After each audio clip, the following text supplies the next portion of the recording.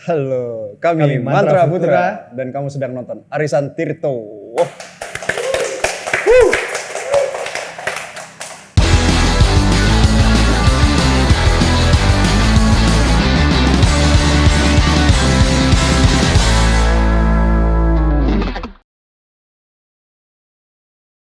Oke, saya Tristan Juliano sebagai CMO, Chief Musical Officer di Mantra Putra.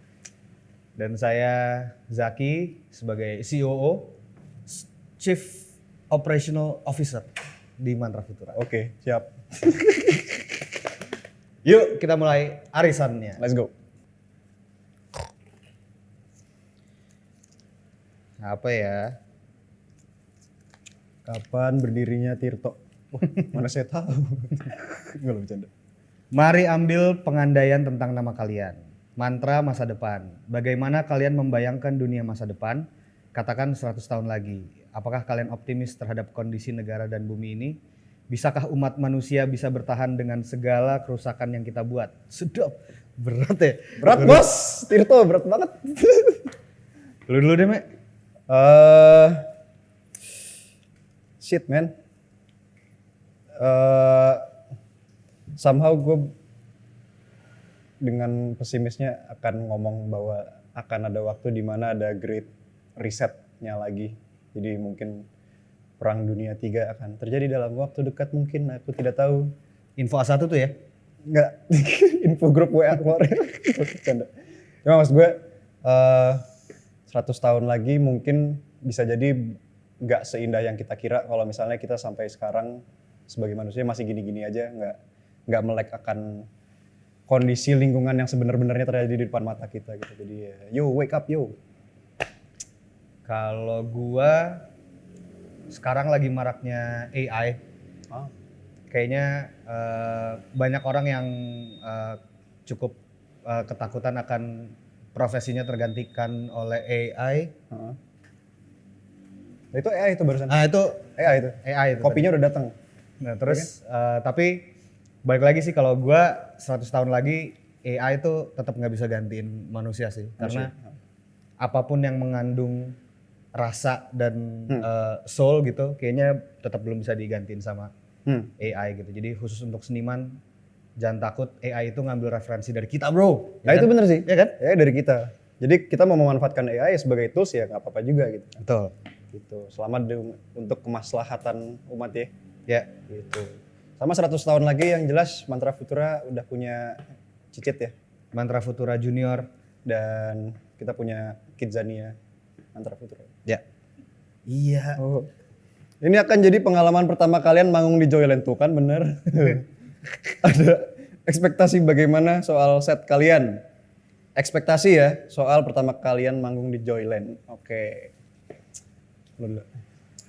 Ekspektasinya gue kebayangnya Mantra manggung di Joyland pada saat sunset.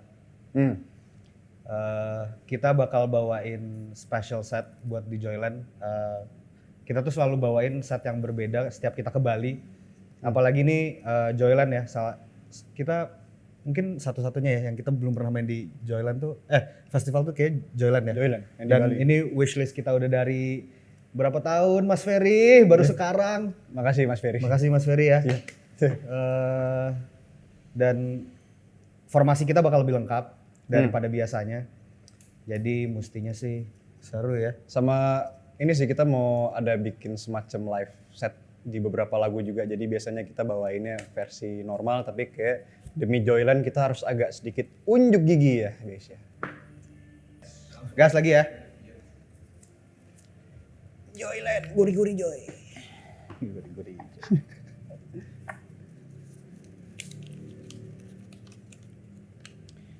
Konon, lagu Kembali terinspirasi dari surat Al-Baqarah. Kalian juga punya lagu seperti Kendak Tuhan atau Tabir dan Amakna yang sepertinya bicara soal keesaan. Aku selalu membayangkan musisi yang punya ketertarikan terhadap alam semesta dan sci-fi biasanya punya banyak pertanyaan dan ketertarikan soal konsep Tuhan, penciptaan hingga religiusitas. Iya. Kalian juga gitu gak sih? Ini berarti ada yang nanya ya, siapa sih yang nanya? Tirto. Oh iya Tirto, oke. Iya, gimana Me? Coba lihat lagi pertanyaannya. Ntar ya, coba sekali lagi ya. Oke.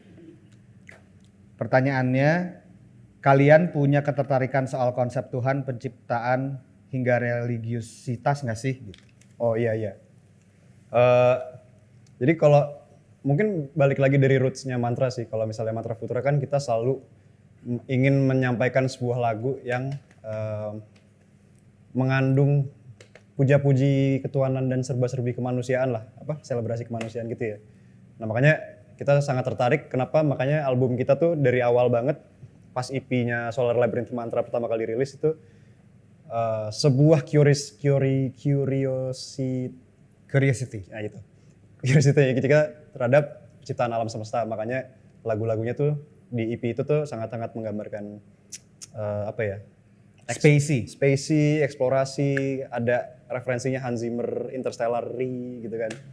Habis itu berlanjut ke album pertama Mantra berjudul Human. Nah itu juga referensinya salah satunya kita juga coba baca-baca dari Seven Virtues yang notabene itu dari ajarannya agama Nasrani ya. Itu Katolik dan Kristen lah gitu, Seven Virtues. Nah terus menuju album ini pun juga kita masih curious juga dengan ajaran-ajaran yang disampaikan oleh agama Islam gitu. Nah makanya banyak dari lagu-lagu rilisan kita yang terbaru tuh sangat-sangat inspired by Al-Quran dan surat-surat dan ayat suci di baliknya lah gitu. Ya balik lagi untuk meluruskan, ini kita bukan penerjemahan, tapi ini kita interpretasi dan terinspirasi dari Al-Quran ya.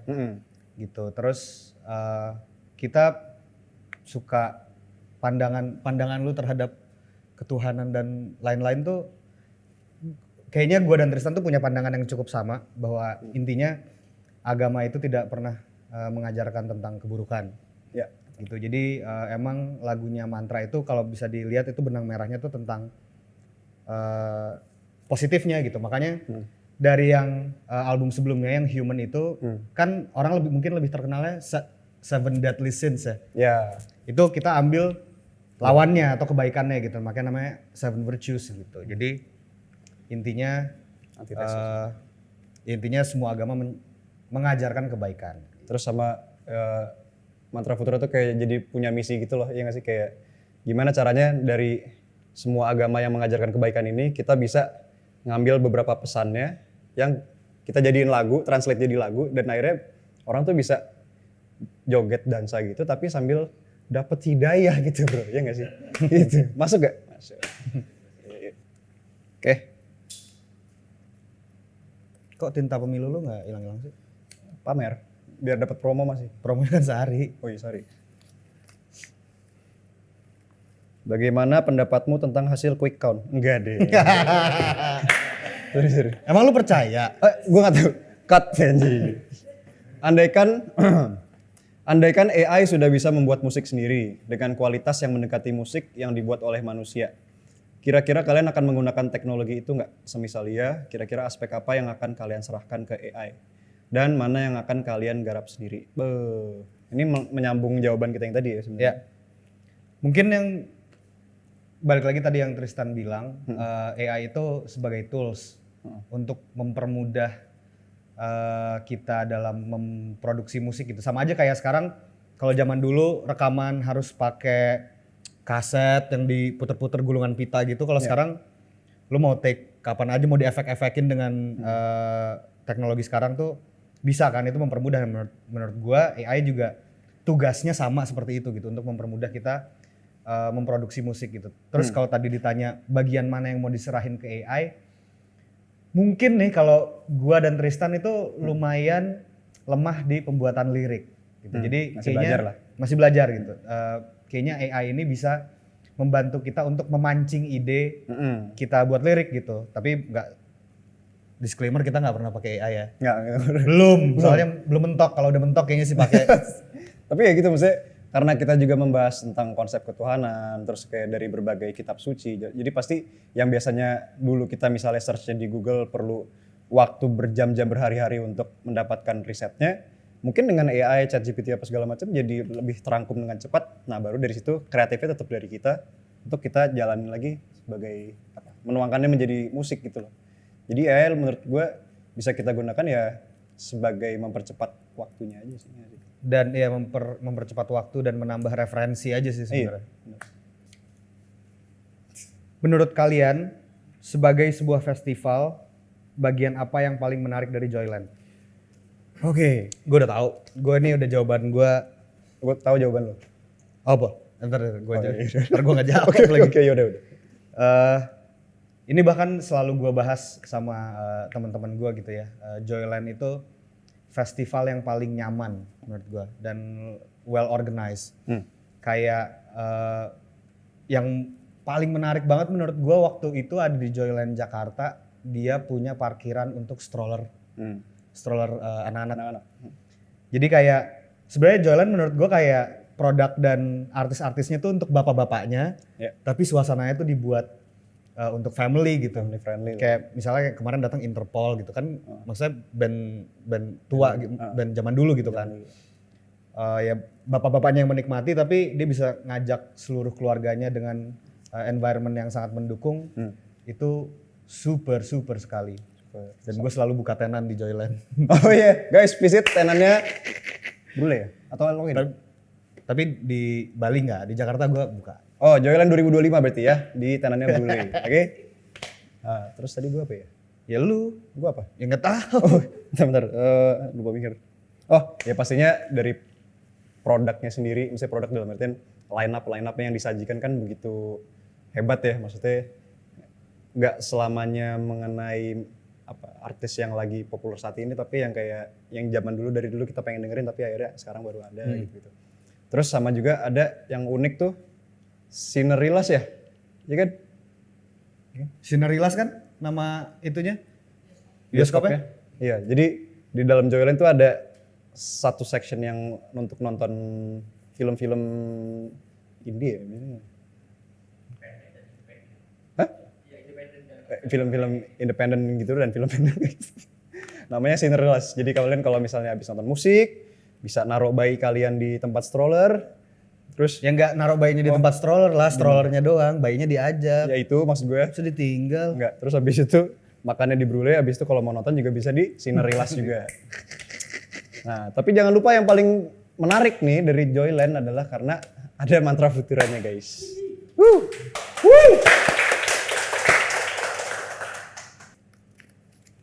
Oke. Kebanyakan dari kami adalah orang yang awam terhadap musik elektronik. Bisa nggak sih kami dijelaskan bagaimana proses kalian dalam membuat lagu? Contoh Human. Human as a album atau Lagu. ya? Dulu sih. Jadi kalau spesifik ditanyainnya lagu Human, itu lagu Human kebetulan lagu terakhir dari album Human juga. Jadi album Human, lagu terakhirnya Human. Itu waktu itu kita prosesnya sebagai recap gitu sih. Jadi di dalam satu lagu Human itu, album Human yang kita ada kolaborasi dengan Daniel Aryadi, Ella Suryani, Bamastro, Agatha Priscilla, sama Luis Najib itu kan ada di setiap lagu-lagunya gitu. Nah terus di lagu terakhir itu kita di musik elektronik mensample setiap vokalnya mereka dan merecapnya menjadi satu lagu terakhir berjudul Human. Jadi kayak istilahnya kayak overture, tapi biasanya overture kan di atas ya, ditaruhnya di awal. Nah tapi kita taruhnya di akhir gitu. Karena kita tuh pengennya pas di album Human yang itu tuh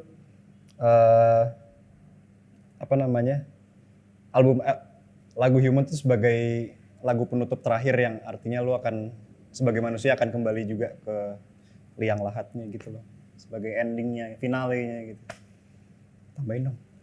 Ya kalau gue sih ngeliatnya justru kan jadi setiap kolaborator ini mewakili satu kebaikan. Terus di akhir kenapa kita namain Human? Karena di seluruh kebaikan ini digabung, itu terjadilah manusia yang sepantasnya gitu. Jadi makanya dinamain Human gitu. Gitu. Baru nemu tadi tuh. Oh iya.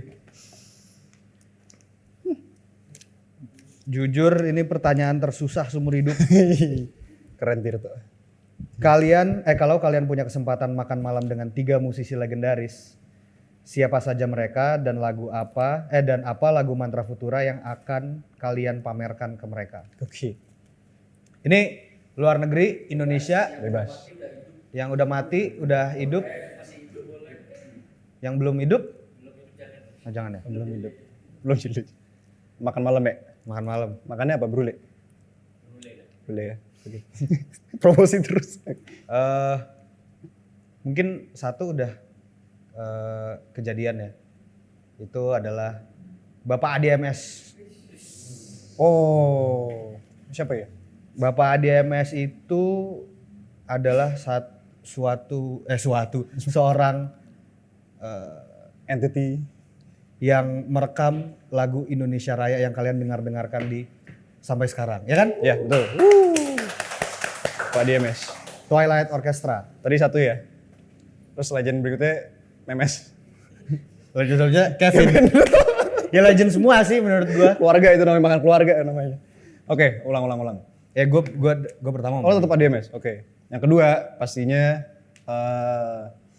referensi Mantra Futura atau idolanya Mantra Futura itu adalah si Jacob Collier gitu, Jacob Collier. Karena apa ya, dari mulai segi musikalitas, terus bagaimana dia mengekspresikan feelingnya, dia tuh beneran spektrumnya kan luas banget. Nah itu Mantra tuh banyak belajar dari situ gitu loh, kayak oh elemen bahagianya, emosinya, atau marahnya, apa sedihnya, apa gitu. Jacob dari sisi itu-situnya, sama satu lagi Hans Zimmer, ya kan? Kalau Hans Zimmer itu sisi di mana Mantra Futura apa ya, belajar banyak banget soal spaciousnya musiknya itu, depth-nya musik itu tuh sebenarnya kita bisa bikin dalam loh gitu. Jadi kalau misalnya ngomong depth si Hans Zimmer, tapi kalau ngomongin pesannya itu bisa dari Jacob Collier, tapi kalau ngomongin restunya dari Bapak ADMS. Betul. Gitu. Dan sedikit ngomongin Om Adi ini nggak pernah ikut campur sama sekali dengan segala kapabilitas dia ya, dengan segala reputasi beliau gitu, dia sama sekali nggak pernah ikut campur soal kreatifnya Mantra Futura. Iya. Bahkan kalau kita ngasih denger lagu, itu komentarnya Om Adi itu bukan masalah kreativitasnya, karena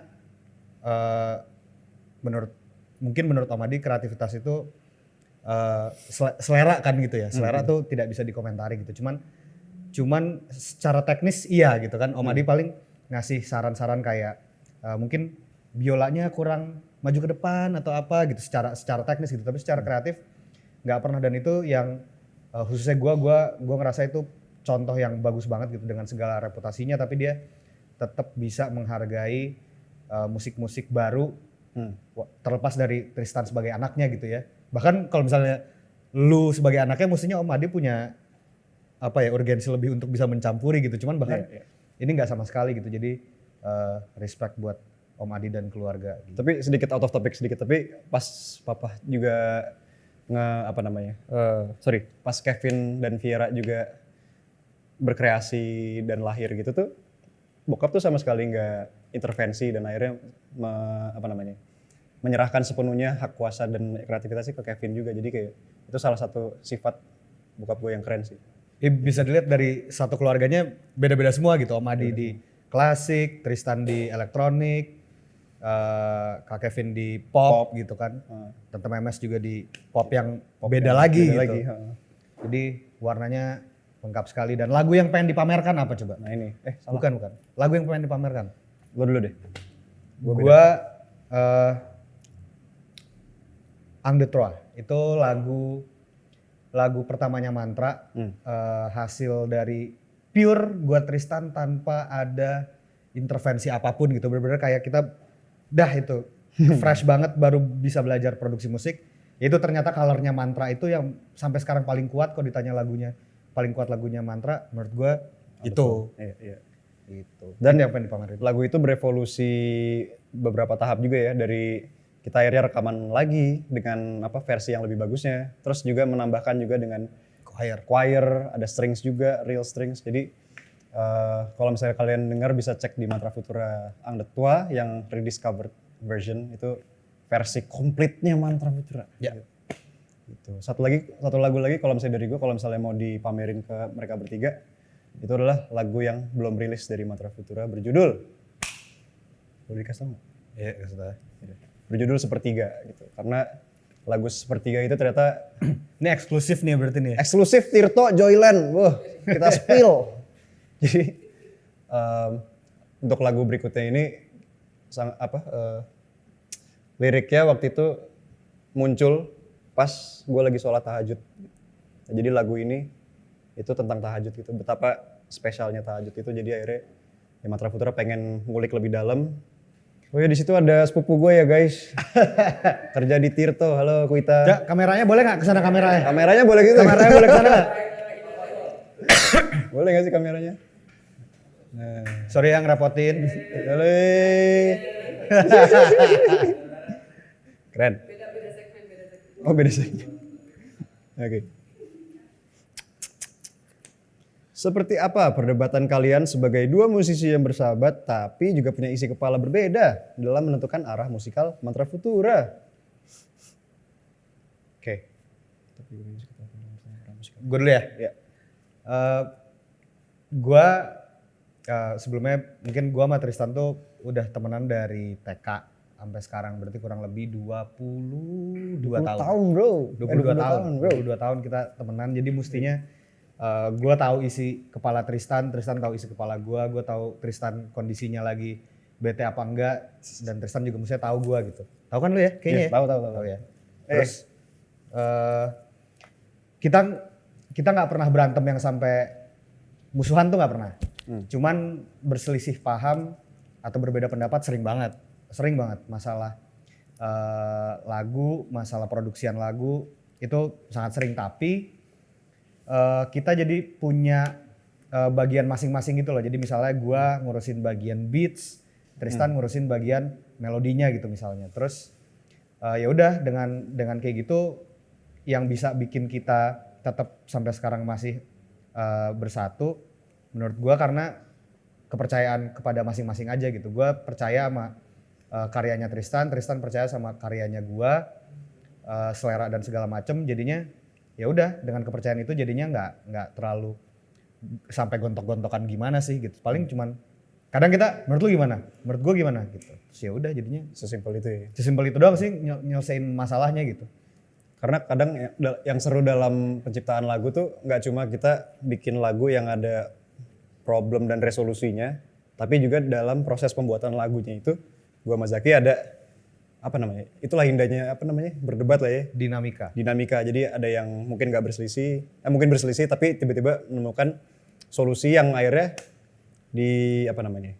akomodasi bersama gitu ya. Ya. Dan akhirnya lagu ini jadi benar-benar berstory gitu. Kayak Tirto ID. Masuk terus. Sudah. Mantap.